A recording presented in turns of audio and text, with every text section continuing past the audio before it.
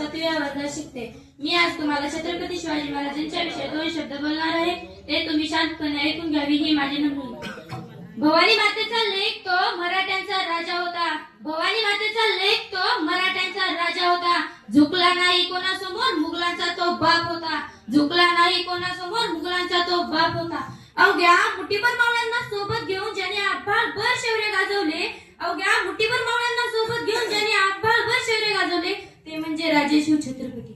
छत्रपती शिवाजी महाराजांचा जन्म 19 फेब्रुवारी 1630 रोजी शिवनेरी किल्ल्यावर झाला.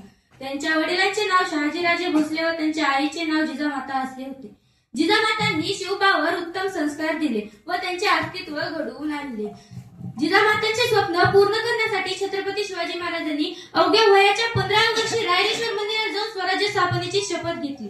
तोरण किल्ला जिंकून स्वराज्याचे तोरण बांधले. गनिमी गावा बळकट इच्छाशक्तीच्या जोरावर त्यांनी अनेक किल्ले जिंकले. म्हणतात ना, शब्दही पडती अपुरे अशी शिवरायांची कीर्ती. शब्दही पडती अपुरे अशी शिवरायांची कीर्ती. राजा शोभुने दिसते जगती असा तो शिवछत्रपती, असा तो शिवछत्रपती. जाता जाता एक शिवगर्जना म्हणते मित्रांनो, आज ते कदम